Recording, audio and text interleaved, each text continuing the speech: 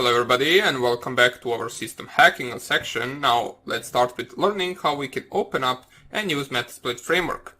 Now we discussed what Metasploit framework is in the previous video and I also showed you how you can open it, but right now let's do it once again. So what you need to do is open up your terminal, and in your terminal simply just type msf console. It will take a few seconds or minutes to open up depending on your actual virtual machine power, and as I said before, it already comes pre-installed in Kali Linux. If not, take a look at Google in order to see how you can install it. Now, in Kali Linux, just type msf console, and in any other operating system, just simply type msf console, and you should see something similar to this opening up. As soon as you actually open the msf console, you will notice there are a few things right here. There is this banner which changes from time to time, and right below there should be a list of exploits, auxiliary modules, and many other things, as we can see right here. And we can also see right here the exact number of each of these things currently in the database, and they're all useful to an attack, especially exploits, which you simply just use to attack the target vulnerability. Auxiliary modules, on the other hand, are simply modules that we use in order to perform some type of scans. The post modules, as we can see, there is 329 post modules. That is something that we use once we exploit a target. You can run the post modules to extract some data or get some information that you need from the target system. Now, right here, down below in the second row, we have 545 payloads. Payloads are reverse and bind shells that we drop onto the target once we exploit it in order to be able to control it. So that is most likely a interpreter shell or some type of a backdoor that allows us to execute system commands to control, for example, web camera, microphone, to run a keylogger, and a bunch of other things as well. The next thing is the encoders. As we can see right here, we have 44 encoders. Encoders are used to actually encode your payload, for example, and simply just to create it less detectable by antivirus programs.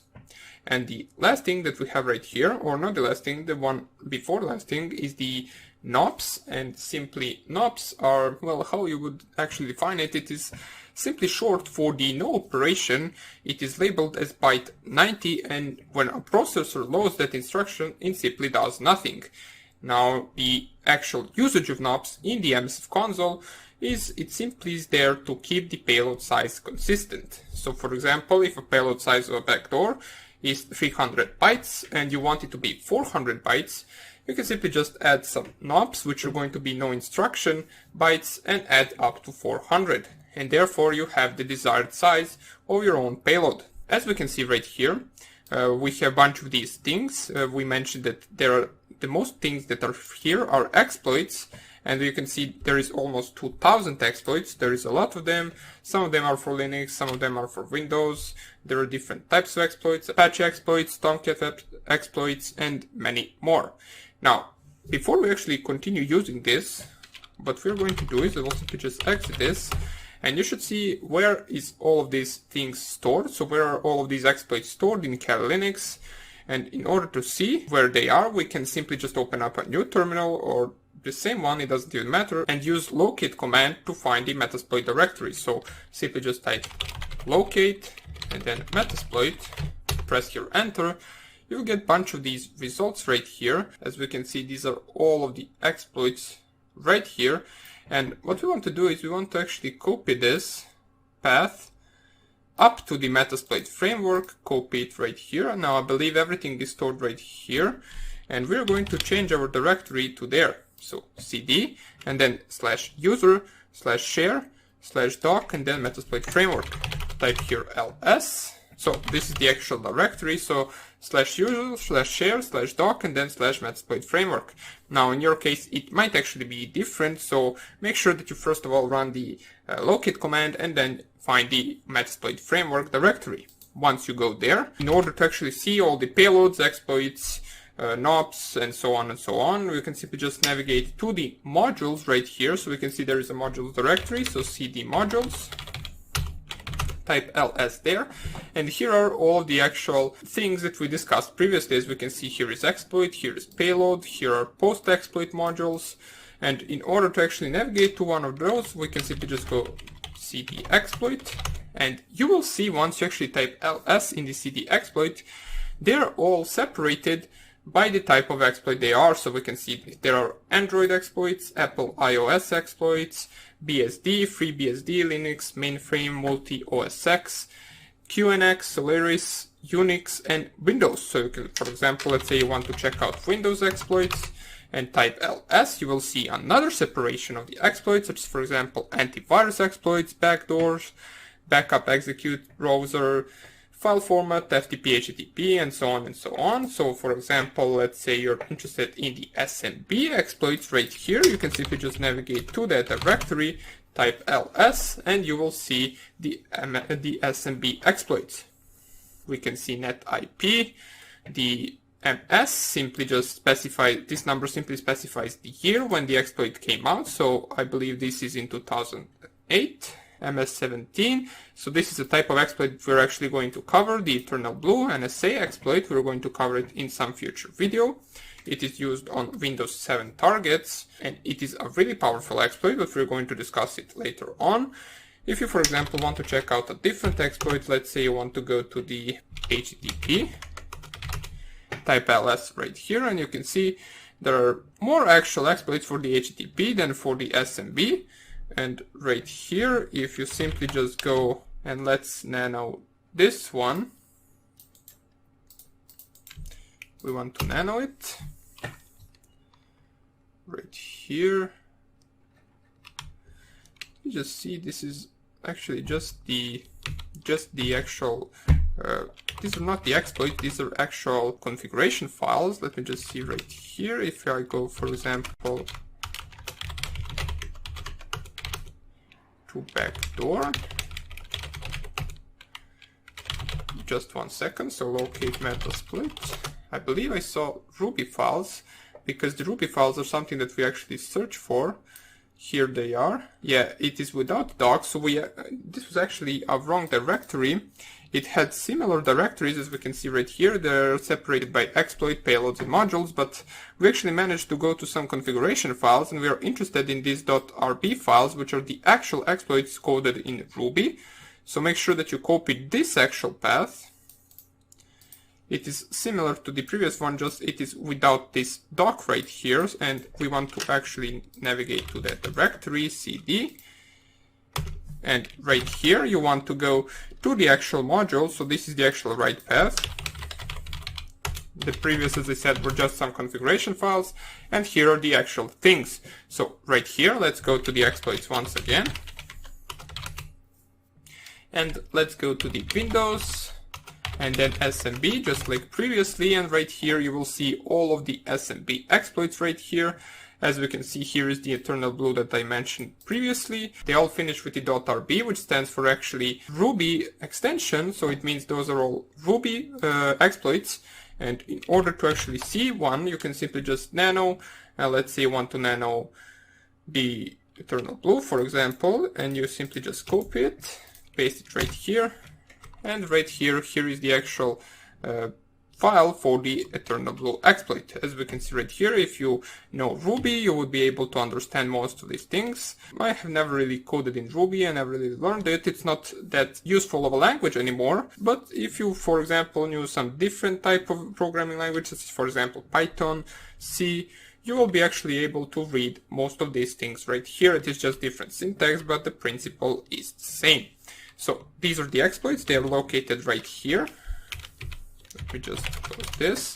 If you want to, for example, check some different exploits, they don't have to be Windows. Let's say, for example, you want Android exploits. You can simply just go, let's say, browser exploits. And right here you will have some exploits for Android as well. Okay. Let me just navigate back. In the modules, there are also payloads. So let's go to the payloads right here. There are singles, stagers, and stages. If you want to, for example, let's say we go to the singles, and right here you will have the same separation as before. So, for example, Android, Apple, Windows, Linux, and so on and so on. And they're separated simply because right here are the actual payloads for the Windows. As we can see, shell bind TCP. We now know what bind shell is.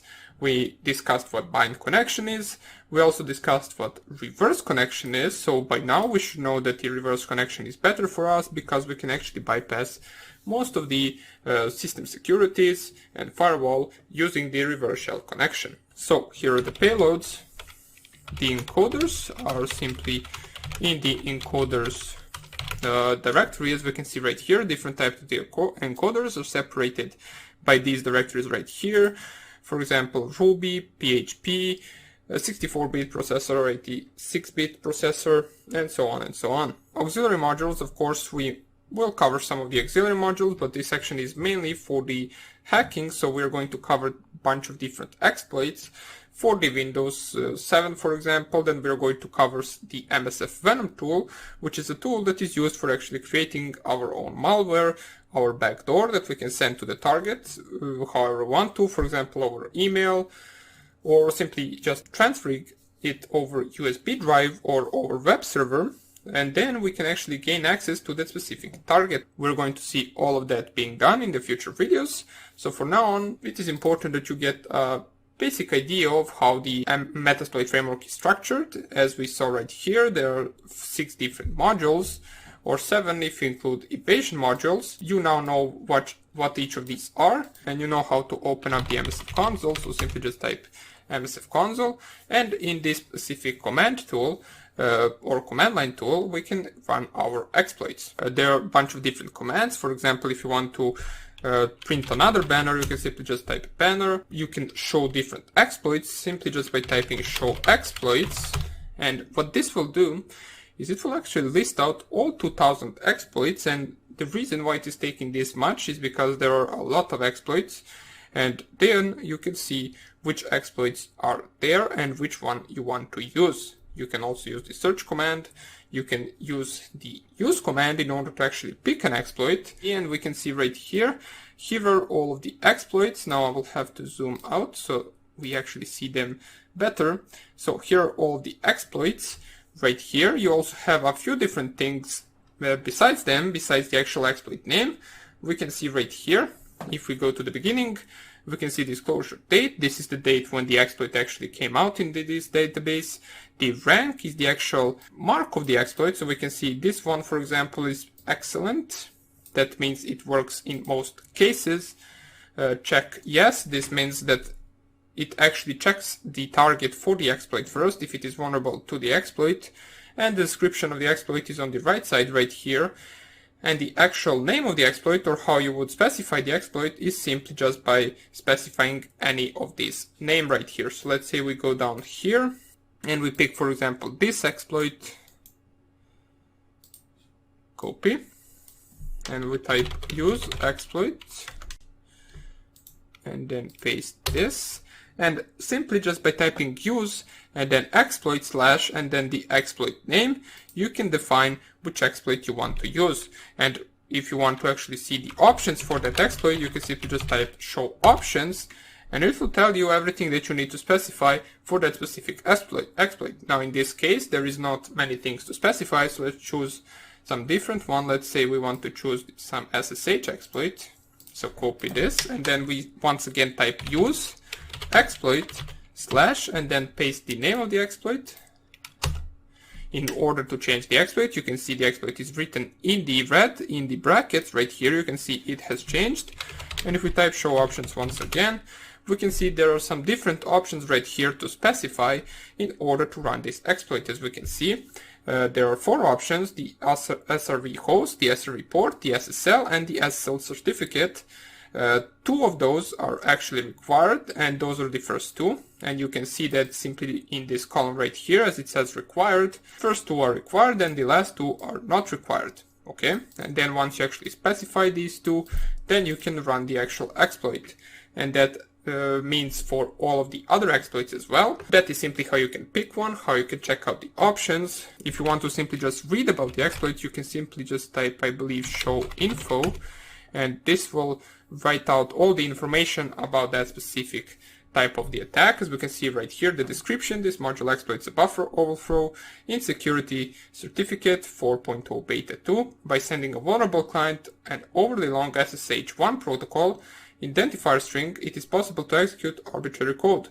This module has also been tested on secure SRT 3.4.4. So if you simply just type show info, it will give you a bunch of information about that specific exploit. So basically that will be about it for this tutorial.